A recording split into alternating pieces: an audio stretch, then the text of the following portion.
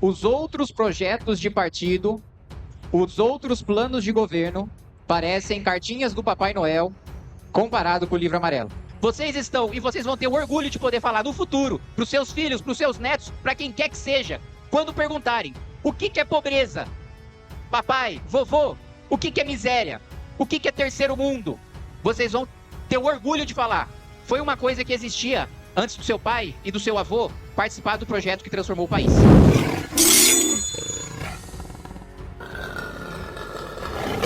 Dia 1º de agosto, o evento mais importante do Partido Missão, o primeiro congresso do Partido Missão, em que nós vamos lançar oficialmente a candidatura de Renan Santos à presidência da República, a minha candidatura a deputado federal, candidaturas de mais de 500 candidatos a deputado federal que nós teremos após as convenções, um evento gigantesco, histórico. Nós estaremos nas capas de jornal como a nossa primeira convenção, como a oficialização do nosso projeto, e depois a gente vai pegar essa foto e comparar com a foto da vitória, da comemoração das nossas eleições. Então eu preciso que você participe desse momento histórico. Compre o seu ingresso aqui no link da descrição do vídeo. Primeiramente, nós vamos ganhar a eleição.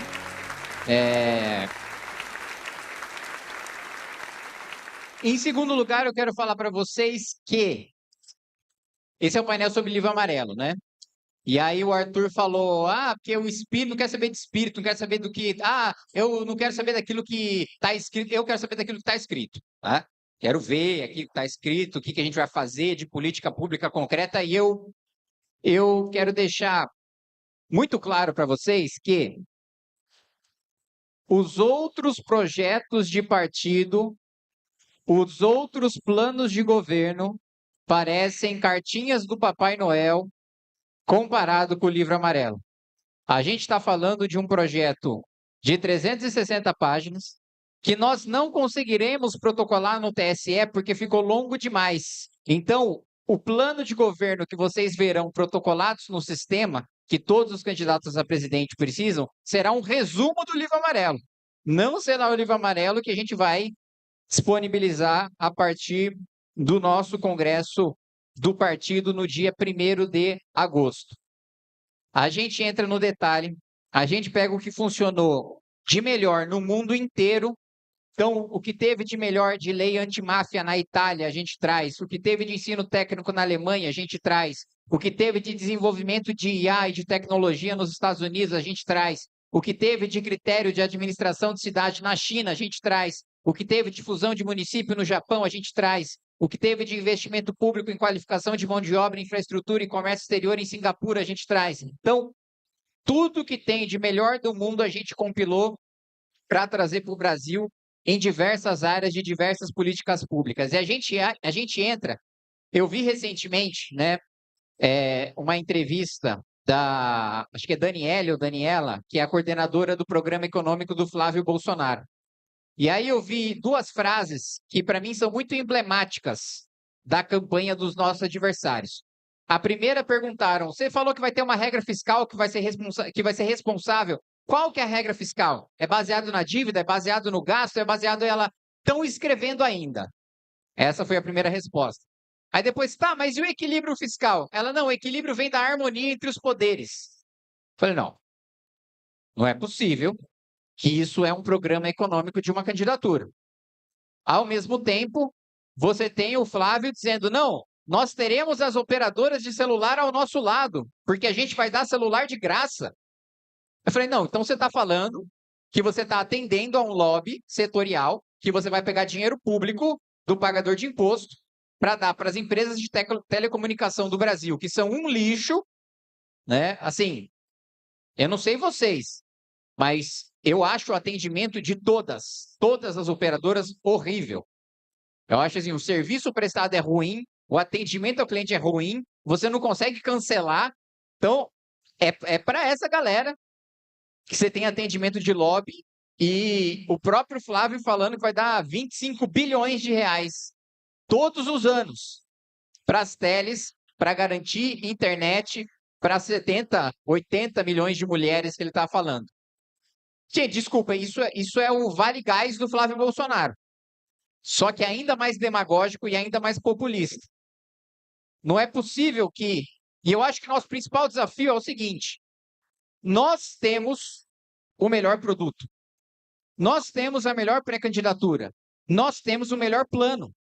Só falta nós convencermos as pessoas, ou, em outras palavras, se as emissoras de TV são supermercados e a nossa pré-candidatura é um produto, só falta a gente convencer o mercado a colocar o nosso produto na prateleira.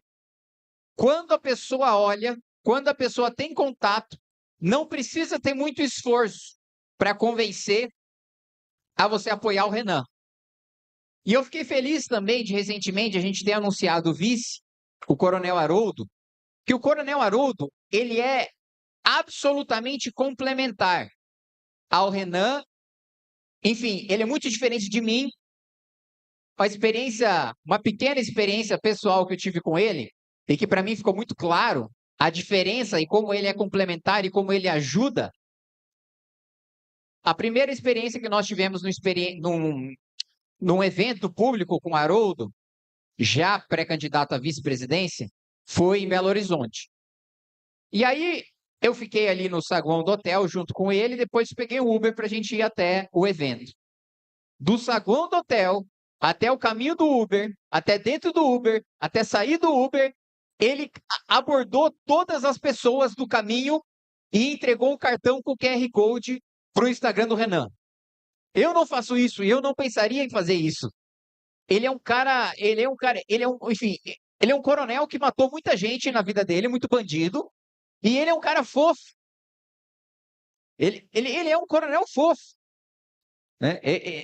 É um sujeito que não precisa dar explicações sobre a sua dureza na segurança pública, não precisa dar explicações em relação à sua coragem, né? Ele é um cara que ficou conhecido porque teve um sequestro, tinha um bandido com a arma na cabeça de uma refém, ele foi lá e se colocou no lugar da refém.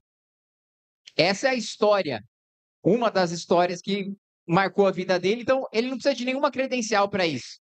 E aí, na coletiva que a gente fez para anunciar a pré-candidatura dele, ele falou, não, a dificuldade que eu de curto prazo aqui, que eu tive para ajeitar, de poder viajar ao Brasil, porque o jornalista perguntou, você vai se mudar para São Paulo? Você vai viajar ao Brasil junto com o Renan?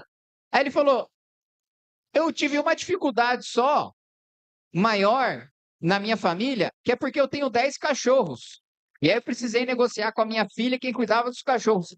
Eu vi os jornalistas, eu nunca vi jornalistas se desmontando de simpatia, como eu vi com o Haroldo falando na coletiva. Quando ele falou que a preocupação dele era quem ia cuidar dos 10 cachorros deles, os jornalistas tipo, puta.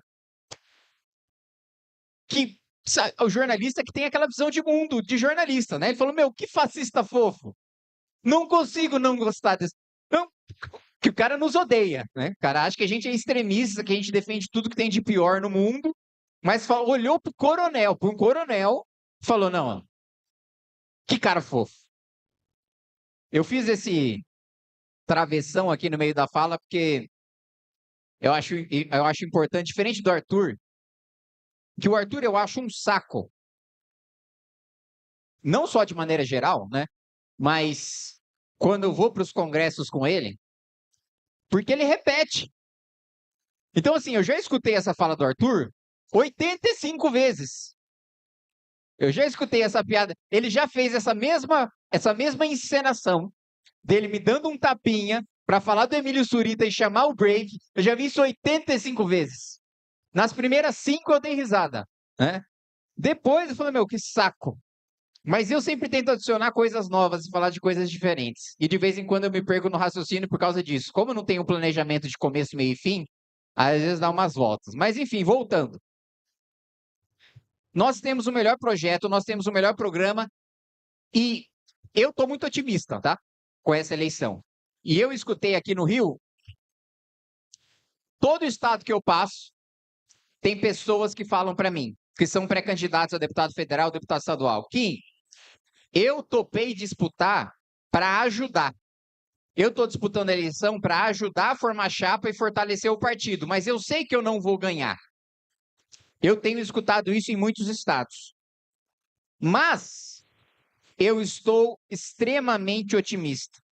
Por quê? Como eu disse, eu acredito que o Renan vai ganhar. E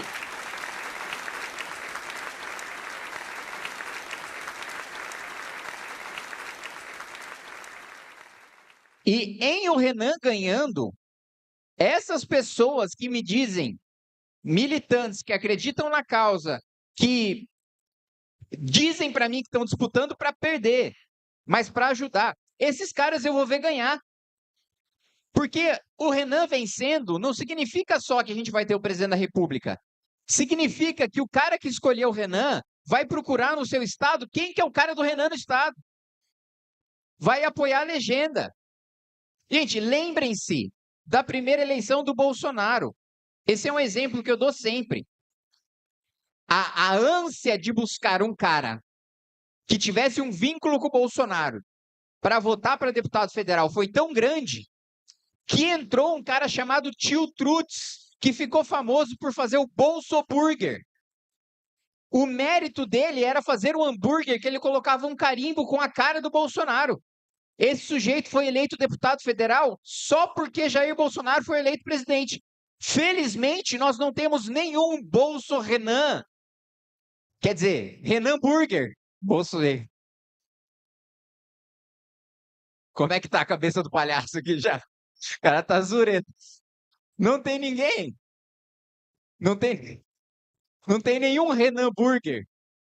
Não tem nenhum cara que ficou famoso por fazer alguma coisa caricata com o Renan nas nossas chapas. Tem gente decente, tem gente leal, tem gente preparada, tem gente que veio para a nossa chapa sabendo que não ia ter dinheiro, não ia ter tempo de televisão e que estava só pela causa, e que estava enfrentando dois grandes blocos populistas, o petismo e o bolsonarismo, e que não teriam nada para arrastá-los e para, portanto, ganhar um mandato de presente. Como é o que o Flávio fez a vida inteira dele, né? Qual que é a história do Flávio? Qual que é a carreira dele? O que que ele conquistou? Ele nasceu, ele fez 21 anos, e aí o pai dele deu um mandato para ele de presente. E desde então, ele vive de renovar esse presente. E aí ele vai lá e se elegeu para o Senado e nunca vai. Nunca vi Flávio Bolsonaro no plenário do Senado. E eu não sou senador, eu vou lá para articular os projetos que eu aprovei como deputado na Câmara. Aquele de aumento de pena de furto, roubo e receptação, vocês não sabem o inferno que foi para convencer aquele grande, no sentido literal, senador do Amapá, a pautar aquele projeto, né? E todas as semanas que eu fui, todos os dias, não tinha Flávio. Então, essas pessoas entraram na chapa por acreditar no projeto. E eu vou ter a felicidade de ver esse cara que disse que estava indo para o sacrifício ganhar. Isso, para mim, é maravilhoso. Eu estou vendo um colega de trincheira que sempre pensou que não teria a menor chance, mas que é capaz, que está preparado e que é leal, que é uma coisa que nós valorizamos. Tem uma coisa que a gente valoriza no nosso movimento, é lealdade, é humildade, se tem um amigo seu, um colega de movimento, fazendo o que é certo e apanhando por fazer o que é certo, sendo cancelado, processado ou até preso, você fica ao lado dele, nem que isso te custe. Você fica ao lado dele nos momentos mais difíceis. Não interessa se, por exemplo, não sei se já falaram isso aqui no palco, mas a gente chegou, já tinha 2 oficiais de justiça aí na porta para citar o Renan. Então não interessa se seu amigo está lá sofrendo 1 milhão de processos, se tem perseguição contra, se tem cancelamento. Não interessa se o seu amigo está no Jornal Nacional comentando sobre a beleza e o status socioeconômico de mulheres europeias.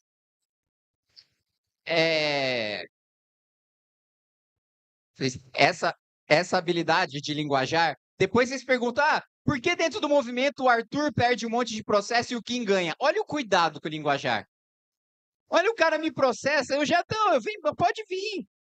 Por que tanta gente enriquece meus advogados e faz os meus churrascos? Olha, entendeu, Arthur? Você não pode chegar... Bom, eu já cansei de falar isso pra você. Mas você não pode sentar na live e falar, brother, irmão, esse cara aqui é um bosta, ele tem que morrer. Pode falar isso, entendeu? Mas, enfim. Retomando. nós teremos uma grande bancada, nós teremos o presidente da República e o nosso projeto, ele é um projeto, como o Arthur colocou, de sonho. A gente imagina um país que é um país poderoso, um país que, se os Estados Unidos quiserem invadir um país, ele vai precisar sentar e ter autorização do Brasil primeiro. É um país que senta de frente para negociar relações comerciais com a China. É um país cuja população é, no mínimo, de classe média. É um país em que as pessoas têm a liberdade de realizar os seus sonhos e que o bandido tem medo de ser bandido, tem vergonha de ser bandido, em que o bandido não glorifica a própria arma, o próprio status, o quanto ele é popular. Não. O bandido, ele está ali na sombra de um rato de esgoto. Esse é o Brasil que a gente trabalha para construir. E o máximo de posições que a gente puder disputar e ocupar para implementar esse Brasil, nós ocuparemos. Gente, falar que o Renan vai vencer não significa só falar de uma grande bancada, não significa só falar de ter um presidente da República, o que já é muitíssima coisa, principalmente na primeira eleição de um partido, mas significa que, vocês me desculpem, se o Renan vencer, e ele vai vencer, ele será reeleito. Se o Renan vencer esse ano, ele vai vencer daqui a 4. Porque assim, a única pessoa que teve a capacidade de perder uma reeleição, de ter capacidades cognitivas tão limitadas, foi Jair Bolsonaro. A Dilma,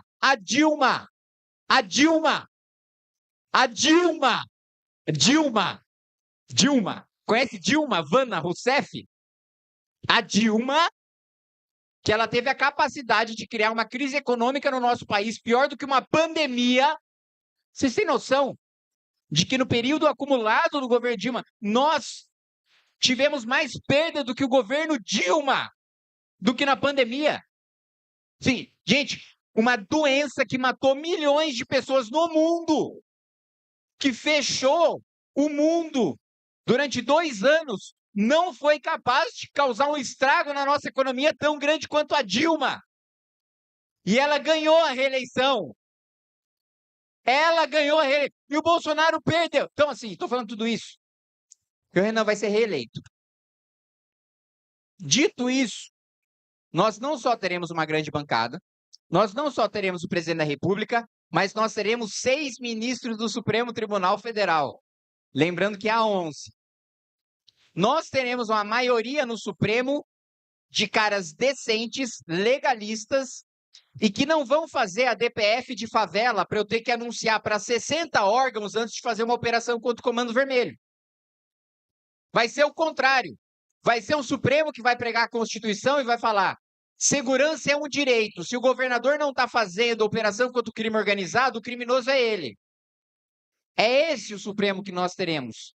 Nós teremos um presidente, não só da República, do Supremo, indicado pelo projeto do Partido Missão.